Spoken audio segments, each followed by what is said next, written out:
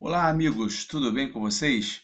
Nós estamos aqui resolvendo a prova da Escola de Especialistas de Aeronáutica EAR CFS, Curso de Formação de Sargento, segunda turma de 2018. Essa é uma prova de física. Escolhemos a prova com o código 11, se eu não me engano, questão 73 para iniciar. A questão 73 fala o seguinte: assinale a alternativa que representa corretamente a função da posição x em relação ao tempo t de um bloco lançado para baixo a partir da posição inicial x0, com módulo de velocidade inicial v0 ao longo do plano inclinado representado a seguir. Ele faz as seguintes observações: 1. Desconsiderar qualquer atrito. 2. Considerar o sistema de referência x com a posição 0, no ponto mais baixo do plano inclinado. 3. Admitir a orientação do eixo x positiva ao subir a rampa. E 4. G é o módulo da aceleração da gravidade. Bem, então aqui nós passamos a observar o diagrama que foi apresentado no caderno de provas. Nós temos basicamente um plano inclinado, é uma questão que vai conjugar o conhecimento de plano inclinado com o conhecimento da função horária da posição de um movimento uniformemente variado. Então, basicamente, são esses dois assuntos que estão envolvidos nessa questão. Logo de cara, vamos tentar entender o que a questão está dizendo para a gente resolver. É importante logo de cara no enunciado ver que ele fala que o bloco ele é lançado para baixo a partir da posição inicial x0. Então ele é lançado com uma velocidade inicial v0 para baixo, conforme é indicado pela seta. Partindo para as próximas observações que a questão traz, ele diz o seguinte: desconsiderar qualquer atrito significa que não haverá força de atrito em nenhum dos blocos. Estará totalmente livre dessa componente. Fala também no número 2, considerar o sistema de referência x como a posição 0 no ponto mais baixo do plano inclinado. Significa que exatamente aqui embaixo ele até desenha onde está o zero. Ou seja, como se eu tivesse inclinado o meu eixo das abscissas, que geralmente estamos acostumados a vê-lo na horizontal. Então aqui temos o ponto zero e a partir desse ponto zero para a direita, inclinada, de forma inclinada, o eixo x vai aumentando. Ok? Temos ainda a terceira proposição: admitir a orientação do eixo x positiva ao subir na rampa, que é o que eu acabei de dizer, que para a direita, ou seja, subindo a rampa, nós estamos aumentando a contagem do eixo x. E por último, g é o módulo da aceleração da gravidade. Não há necessidade de arredondar, utilizar 10 metros por segundo ao quadrado, apenas utilize a letra G. Bem, e aqui nós temos já esquematizado com os diagramas de forças bem definidos, essa situação da questão. De cara, a gente coloca aqui para ter como eixo de orientação e facilitar para o aprendizado de vocês não precisam fazer isso na prova, logicamente, mas temos aqui o eixo x, nesse sentido inclinado que a gente tem aqui, nessa direção, e o eixo y, logicamente, perpendicular a esse eixo x. E esse é o nosso eixo de orientação. A partir daí, o que nós devemos fazer? Nós devemos buscar entender quais são as forças reais que estão agindo nesse bloco, que é o bloco que a gente vai analisar o movimento, ok? Então nós temos, por exemplo, a primeira força notável que a gente pode tirar daqui é a força peso, que ela é no sentido, né, da vertical. Então nós temos aqui a força peso, representada por esse diagrama em roxo. Nós temos aqui P indicando justamente essa força. A outra força real que está agindo é a força normal, representada aqui em verde. A força normal ela é sempre perpendicular, ou seja, tem 90 graus com a superfície de contato onde está agindo. Então, é a força que reage do bloco após o contato com a superfície do plano inclinado.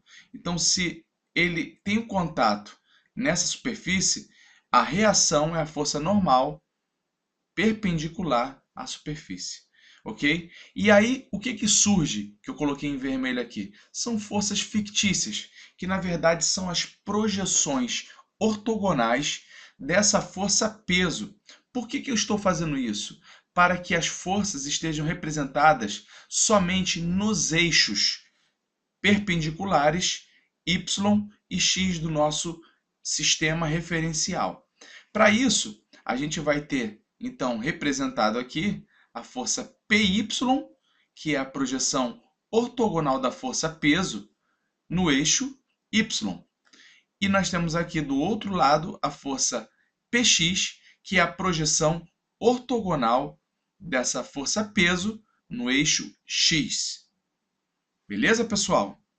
E para completar o diagrama, faltou a gente representar esse ângulo de inclinação θ. Ele fica posicionado entre a força peso e a força PY, ok? Então ele fica exatamente aqui.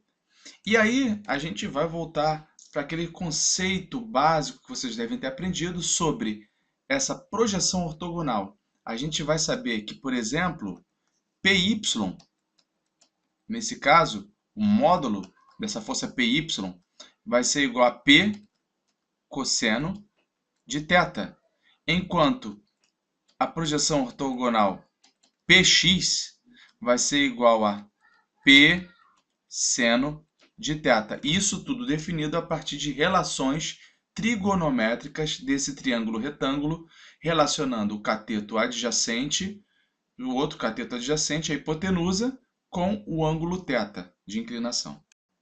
E agora, para facilitar ainda mais o trato que nós vamos dar para essa questão, nós fizemos a questão de retirar da nossa representação a força peso, porque ela foi devidamente representada por suas componentes ortogonais Px e Py, de forma que aquela força que não está de forma ajustada ao nosso eixo de coordenadas x e y que está inclinado, ela vai mais atrapalhar do que ajudar. Então substituímos pelas suas componentes que estão devidamente ajustadas nesse novo eixo que nós definimos, ok? Com isso, o que nos resta? Nos resta no eixo y a força normal para cima, a força PY para baixo. Como não está nem flutuando, nem afundando no bloco, nós podemos dizer que no eixo Y, nós temos o equilíbrio de forças de forma que a normal para cima é exatamente igual ao PY para baixo, que está aqui bem definido. E por outro lado, no eixo X, o que nos resta? Nos resta somente a força Px para baixo. Então temos Px associado a esse movimento. Vai ser justamente essa força Px que vai fazer com que o bloco ele desça em direção à origem zero. Então acabamos de ver que no eixo y temos que a normal é igual a Py em módulo. E anteriormente nós vimos que Py é igual ao peso P cosseno de θ, ok? E outra coisa que nós temos que lembrar, que o peso P ele vai ser igual a massa vezes a gravidade G. Então vamos substituir aqui N é igual a mg cosseno de θ. Por outro lado, no eixo X, nós teremos apenas a ação da força Px, que nós vimos anteriormente, que é igual a mg seno de θ. Além disso, pessoal, a gente sabe que o movimento ele estará se dando justamente no eixo X, porque a questão diz que o bloco começa a descer nesse eixo com velocidade v0. E aí o que a gente tem para dizer ainda aqui? A gente tem que se lembrar que a segunda lei de Newton diz que a força resultante é igual a massa vezes a aceleração.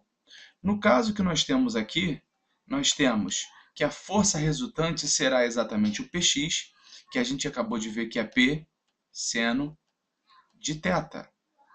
Essa força resultante vai ser igual a massa vezes a aceleração associada à queda deste movimento. A gente lembra novamente que o peso é igual a m vezes g, a gente repete seno de θ, igual a massa vezes a aceleração. Como nós temos massa desse lado multiplicando e desse outro lado multiplicando também, nós podemos cortar um com o outro e nós teremos que g seno de θ é igual à aceleração. E a gente vai guardar essa informação aqui, que é a aceleração deste movimento descendente para a esquerda, ele é g seno de θ. Bem, vocês lembram que eu falei no início da questão que tratava-se de uma questão que envolvia plano inclinado e movimento uniformemente variado? Pois bem, essa primeira etapa do plano inclinado acabamos de terminar. Ela foi um pouco mais complexa no momento da prova, quando vocês estiverem dominando, não vai precisar fazer todos esses esquemas, mas para vocês que estão aprendendo, muitos aqui estão aprendendo do zero, precisam aprender detalhadamente como fazer cada um dos passos, né? Para ninguém ficar perdido. E por isso que demorou tanto. Toda essa utilização dessa sistemática relacionada ao plano inclinado foi para a gente descobrir qual seria a aceleração associada a essa queda desse bloco nesse eixo X. Então nós temos que a aceleração, vimos agora, que é g seno θ. G é uma constante, é a aceleração da gravidade. O seno desse ângulo θ, já que o ângulo θ ele também é constante, o seno de θ também é constante. Então chegamos à conclusão de que nós temos que a aceleração deste movimento é uma constante. E toda vez que nós temos um movimento com aceleração constante, reto, nós estamos diante de um movimento retilíneo uniformemente variado, também chamado MRUV, ou alguns chamam só de MUV. Ok?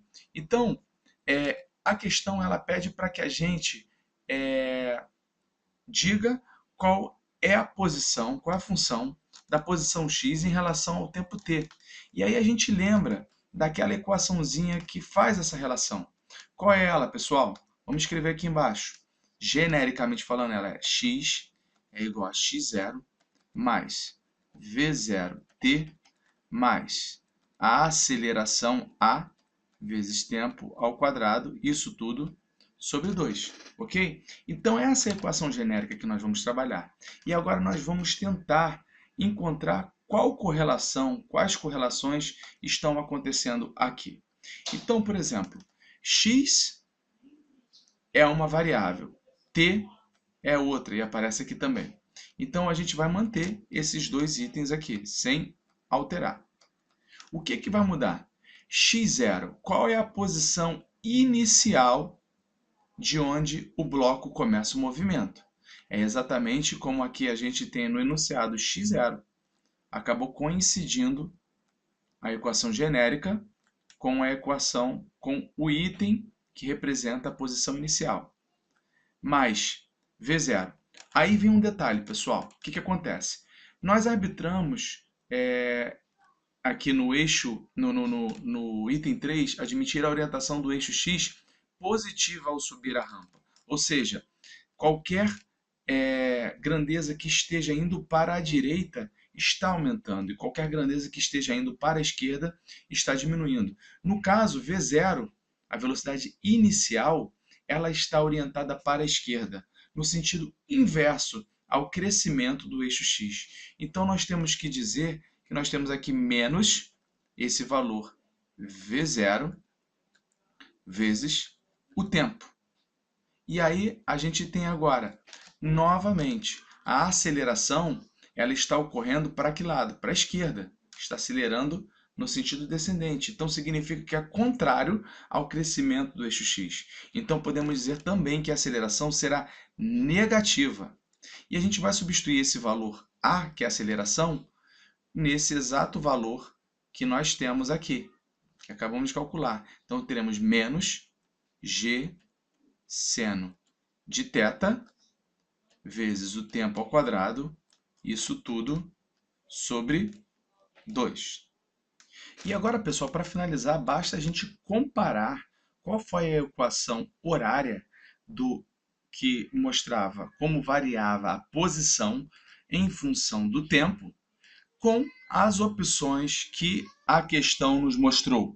E no caso, nós temos aqui a letra B, exatamente igual a esse resultado que acabamos de calcular. Pessoal, então, acredito que tenha ficado bem detalhado para que todo mundo conseguisse entender. Tá ok? Então, na próxima aula, nós vamos discutir outra questão e a gente finaliza essa prova da EA. Ok? Um abraço!